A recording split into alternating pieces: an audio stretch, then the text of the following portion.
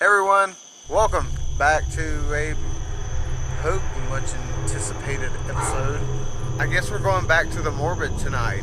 We're going to walk down to a cemetery, actually 2 houses away from my house, and look at a few gravestones from back in the day, one of which is really interesting and we would really like to find out more about it. Let's go check it out.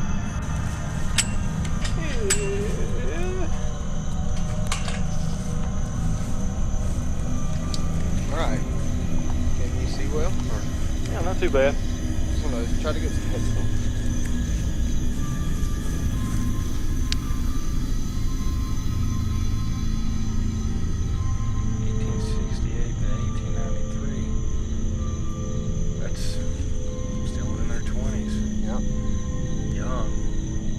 Which I've noticed a right, lot. We can figure out an entire, like, how old and what was the relevance. Like, 32 to 70, he was 40. Freeman Samuel C. Freeman, 40. He was in the 38th Regiment of the Civil War.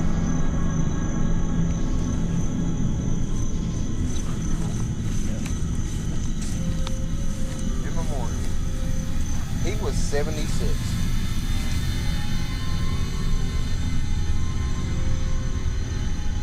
They misspelled good. Thank God. 75 years, 8 months. 8.4 days. They brought it down to the time. But they misspelled aged. Good. Aged. Rest in peace. So this is like a cover song. Yeah. They're there. Yeah. Alright, we can go on and this is going to be a dark video actually because we're not even on camera. These are their headstones. There's no real markings other than WF, which was that a William Freeman. WF. Okay, we're going to take you now to the one that intrigued us the most.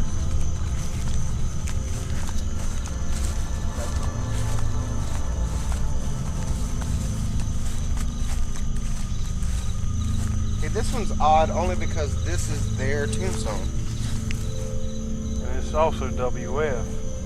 But it can't be the same William Freeman. We think W period / F is white female. We're not sure. Here's her actual headstone, which has long deteriorated and is just wood. It could have been a wooden cross at one time. Yeah, it could have been any. This one may be the earliest burial here. These are more predominant. These are the most predominant in the graveyard, which may or may not. It's Henry Dre Willoughby, Company H, 43rd, because there's no 48th. We looked it up. 43rd Regiment, Anson County. He didn't die in the Revolutionary War. He fought there, but if you know, the Revolutionary War ended around the 1865, 1866. I think 1865 was the official end, the signing, but there were people out there that didn't get the news because that's how word traveled back then.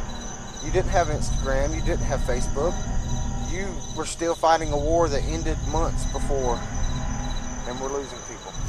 You imagine the technology he'd seen come to pass just in his time, even in 1926. I mean, cars were just starting to come out on the road at that time, so, and he could have seen the next one I would assume possibly is his wife, but she might have remarried. It's hard to see this name.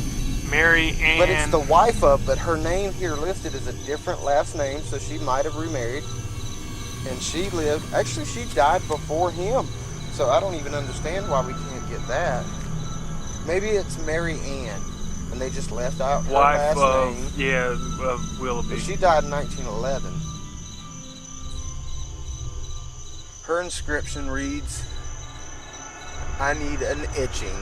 Because I can't read that right now. A devoted wife and mother. Okay. See how it was fixed? You see there where it had cracked and they were all falling down before. Like I even take that these pieces here are pieces that were a part of this before they mended it back together. Because people actually, most fucked up part about the I guess you would say the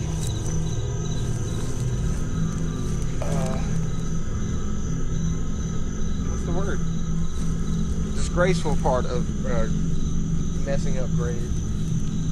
Alright? Got the two villains buried here. There's one over here intended for someone, and maybe still intended for the family. Foot markers. This is my thing with the foot marker, and this is the fact that these are tiny, very tiny foot markers. So therefore, these have got to be children. But they're totally eroded gone. away. Totally gone. Totally gone. And there's nothing on the opposite side. No, nothing. That's the front. This is all blank. You can kind of see etchings. Maybe here, actually. Etchings. Shadows. Thomas. It's hard to tell. 1860. But that looks like 1825, which would he that died before he was born. It's hard to make out. It's just so eroded. This is how it used to be done, right? Yeah, 72 to 75 on this one. He was 3. Not even a name. Ida. Ida, actually. A-D-A. Or I-D-A. Ida. Little girl. Is that the way they used to do it? Nowadays, it's the headstone reads the front, and then you got the foot marker. Yeah, this is this how different. You could stand in front without stepping on the body? Willie. Not even last name, just Willie. Maybe a cross there, it's hard to tell. I see Willie. Just Willie. Willie. It's hard to see. We might not That enjoy, but... Alright, this is the newest one that we saw from 65. A Rebecca Freeman. She's pretty fucking old. Yeah, this is probably the last person buried here. Yeah. From the original family. And I'm thinking her head marker here, because that's the way it keeps continuing. It's the fact that nowadays you have head marker and tombstone. Now it's tombstone behind, so you can still read it and pay respect without stepping on the body. Okay, we'll go to that one last. Okay. This one is Polly Willoughby. I don't see her birth. Actually, her birth has been taken out by the renovation. She died in, I would have... 1877, it looks like? 1877, maybe 1871. That's when she passed. And anything other that was inscribed is washed away to time. You can see what was repaired. That was on this side. This one on this side, yeah. Okay. Willis Willoughby. He died, he was, this might be the earliest, 1785. And died in, I want to think 1820? 21. Maybe. Rest and the end pieces taken out or washed away. These are old. 17. That's old. Alright, the last one that we can come to. Look how tiny she was. I'm guessing a fetus burial. Because her only thing says Baby Jane. That's it, Baby Jane. And no footstone, no nothing. Just Baby Jane. I think this was a time when it may have been born or may not have been born. And it became, but no matter what it is, it's still a soul and a human life. But honestly, until tonight, I didn't realize that's the way it's set up. Most cemeteries you go to nowadays is headstone where you can read, body, and footstone. The way they do it is their headstone is actually the footstone to where you can go behind them and read who it is and stand in front of it. Because that's the whole thing with going to cemeteries nowadays. It's like, oh, I want to read it, but I don't want to stand on it. Because there's superstition and folklore. Yeah, that's actually a smarter idea to see it from the other side. Yeah. If you want to get close to the stone. So you can say your words, put your flowers. Actually, me and Corey have talked about it. We're gonna go get flowers and put them on every stone here. Oh, that's a pretty good idea. All right, this is the one I don't think we looked at. That's the one that had to be like reconstructed with the side panel, where it cuts off part of his insignia. See how they repaired it? some metal repair to his, because people just came out here and broke the headstones for no good reason. The reason why this one is great and I like it is because the way his name is written is so whimsical. The way it just flows over, it's really whimsical. And I'm guessing 1866 or 65 into the 1900s, but you can't tell due to the restoration. Yeah, it could be 1904. Yeah. Gone but not forgotten. And see, even the marble platform wasn't there. They've tried to restore the cemetery. It was lost for years. Had to be, at least from 65 on. But like I said, that plot over there is intended for other family members. That plot was for others that just were never here, and it could have boiled down to the whole religious bullshit to where, like, hey, that family member was last. They joined this church. They wanted their bodies buried at this church. It don't matter where you bury people. You're dead.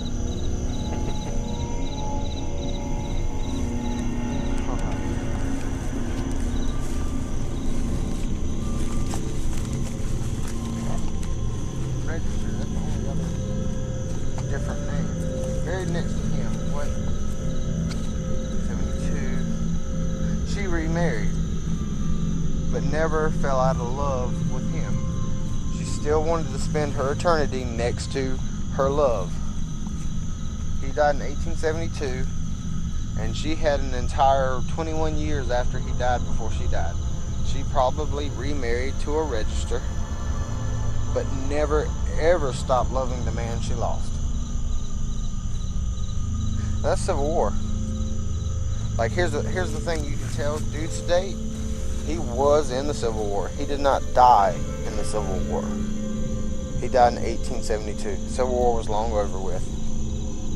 But he might have some silver dollars over his eyes. Quite possible. That's what they did. If we do have real subscribers, we didn't want to let you down and not make a video this week, so we just did a quick one. Also, I have to say a big shout out to Travis Kane, a good friend of mine, and he told me, hey, next time you do a video, give me a shout out. So there it is, bud. Leave us a comment down below. Tell us what you think. Is there any other place you might want us to go check out? Or better yet, leave a comment if you know who I am is. That's really what we want to go on. The angry wife told me that's her entire investigation, and she wants to find out who I am.